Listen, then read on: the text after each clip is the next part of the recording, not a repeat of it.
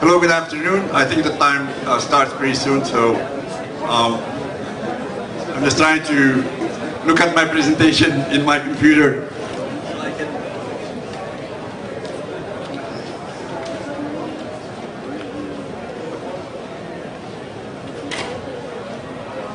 One second. The presentation.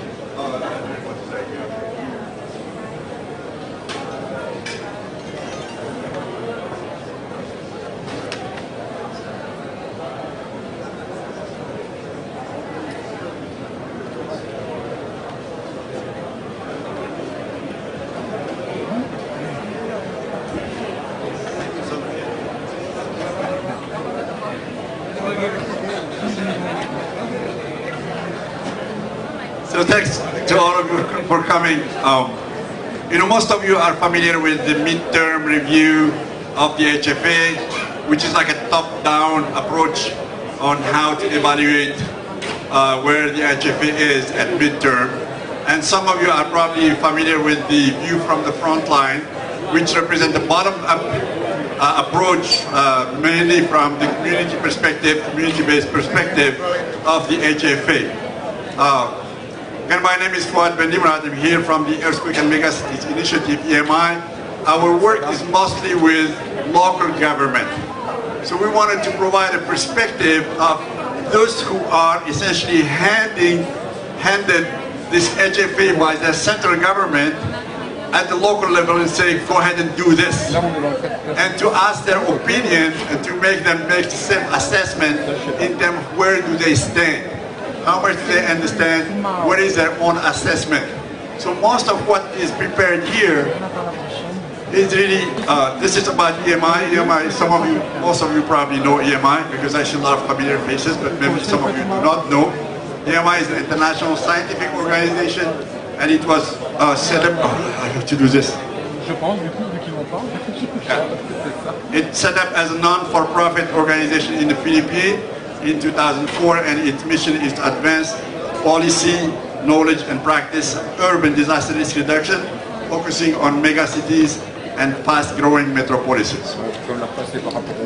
I'll give you the website later. So this work, particular work, is about, again, getting the opinion and the self-assessment from those who are really at the implementation level, meaning the mid-level managers, the mid-level decision makers for institutions which are working, like mostly municipal and provincial governments. Okay. And what we have done is we have developed 10 indicators, which I'm going to explain to you, and they pretty much follow the logic of the HFA, but they're tailored. We customize them toward the context of local government. And the objective is for us to track the mainstreaming process, and by tracking mainstreaming, we're making an analogy with resilience. Meaning if institutions, organizations are mainstreaming, that means they are making progress toward this notion of resilience. So this concept of what am I doing? Sorry, I'm changing.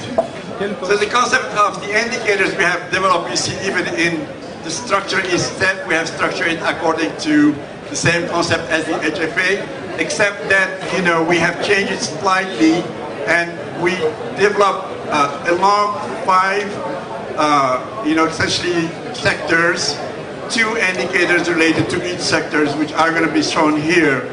So one is for legal and institutional arrangement. Sorry.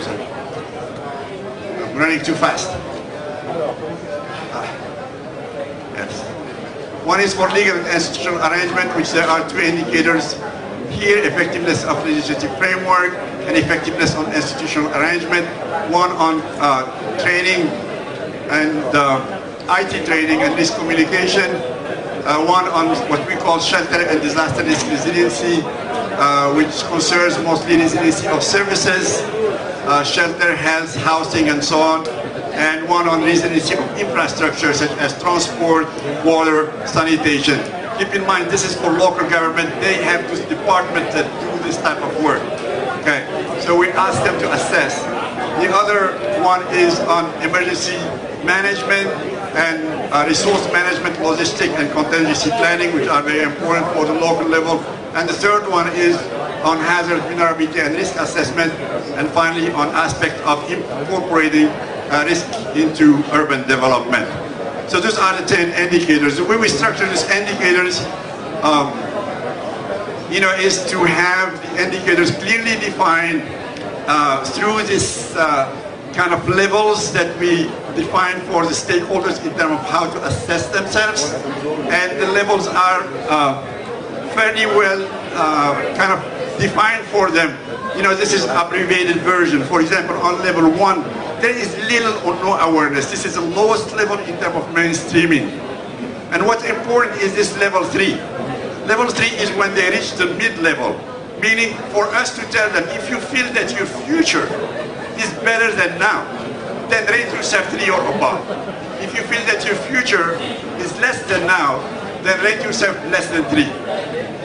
And then we guide them through this process by guiding questions for each one of those, meaning there are underneath this a set of questions to guide them.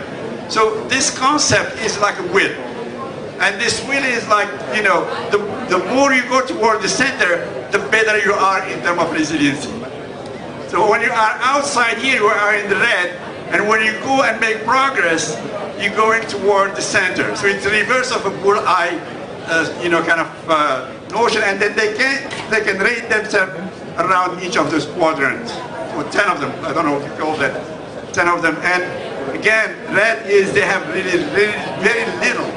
And green is a full integration in terms of mainstreaming, meaning mainstreaming process is there. And 3 is you are at the average, meaning your future is probably better than today. Okay. So then, it's very confusing. Not for you to read this, but to show you the guided questions that go behind this, because we want the system to be self-assessed, but to be rigorous. Meaning based on some scientific process by which we have consistency and we remove bias from the process. Okay, so each question, when the stakeholder work as a group in terms of a workshop environment, they will be guided through these questions among themselves to make a judgment that is an unbiased judgment. Okay. So, I'm just giving you some examples. And then we develop a survey tool where the stakeholder is initially working small groups, like 5 or 6, no more than 6 people. And then we do this several rounds to make sure we have enough statistics to actually make scientific statement on it. And this type of questions, guided questions, as you see, are very objective. Do you have an emergency operation plan? Yes or no? If you don't have an emergency operation plan at the local level, you cannot rate yourself more than 3, for example. So that they have very good guidance in terms of how to answer these questions and how to assess themselves and rate themselves. Okay. So are there simulations? So when they go through this exercise, there is a lot of discussion that takes place among the group. And then when they change groups, also they can check among themselves, why did you rate yourself here and there? And then at the end, you kind of just gather the consensus around. And what they ask at the end is to rate themselves either level 1, 2, 3, 4, and 5, and then put any comments. Most of this audience is fairly educated audience, meaning they already have some kind of training, they have gone through this process before, they're part of their institutions and organizations, government, and so on. So they're fairly knowledgeable, but of course it's a workshop, so we give them training before and lectures and guide them through this process before they start assessing themselves.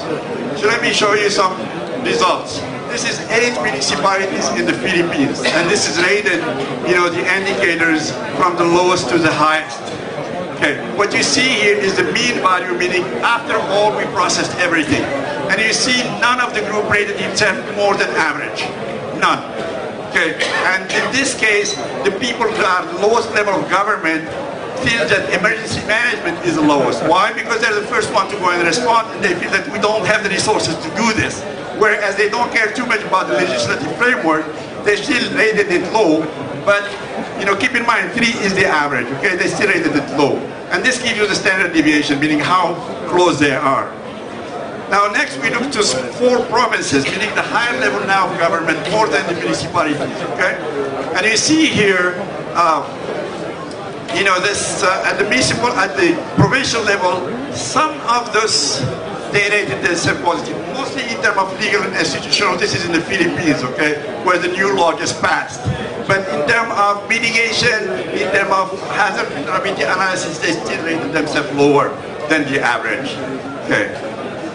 Then we go to, these are the provinces. If you look at the average of these 4 provinces, you know, the average, only one, on average, you know, just kind of looking at it on the average, only one province that itself, you know, average right at 3, but not above 3. Okay. So then we look at, this is Aqaba in Jordan, where again we had the stakeholders, most government institutions, you know, get together, and we went through that same process. And the results are very, very similar, as you could see. You know, sorry. Results are very similar. No single one above 3. Yeah. Those are again mid-level managers, mid-level decision makers. Okay, so this is Jordan. Then we go to Mumbai, India, where we did similar exercises with several different types of stakeholders. In this one, only the employees and staff of the Municipal Corporation of Greater Mumbai. And this is like, the colors is what is their job. Okay, so with respect to their job, how they rated themselves. So we can actually look at it with respect to their rating per job. Then we looked at this advisory committee, which is 118 stakeholders in Mumbai, representing all the institutions of central government, local government, and mid-government, state government, as well as, you know, representative of the private sector and so on, academia and so on. And you see, none of the rating again is above 3. None of them is above 3. So consistently, wherever we did this, except when you go higher in level of government, then they tend to rate themselves higher. Okay, when you go lower, they tend to rate themselves lower. Okay. It's very interesting. So in conclusion, I know I have only 1 minute and this is my last slide. So we were really surprised. We were really surprised. There's an astonishing consistency and honesty in the responses, you know, at all levels. When you bring these people together and they sit down and they talk among themselves and they assess themselves in terms of how they're doing, whether they're in Jordan, they're in India, or they're in the Philippines, they're pretty much consistent. None of the municipal level had rating higher than 3, only at the provincial level. And the scores tend to increase with higher level of government. We didn't do it at the national level. So it would be interesting, I think, to do it at the national level to see how they respond. You know, and the higher level of knowledge of DRR, the lower the score. The more people tend to understand what is it that they have in terms of challenges ahead of them, the more they tend to be humble and impressed by what they need to accomplish and how much do they need to accomplish. Okay, and they score themselves lower because they say, well, it's a big challenge for us to do this, for example. And finally, consistently, the mainstreaming DRR in development was rated the lowest. Meaning, you know, they understand the challenges of what it takes to get DRR into that development process. So this is the end of my presentation. The bottom line is that, you know, if you it'd be interesting, I think, to compare what's coming from the front lines and what's coming from the HFA review at the national level with this type of analysis to see how we can merge them together to have something that is kind of maybe the average among all. Thank you so much.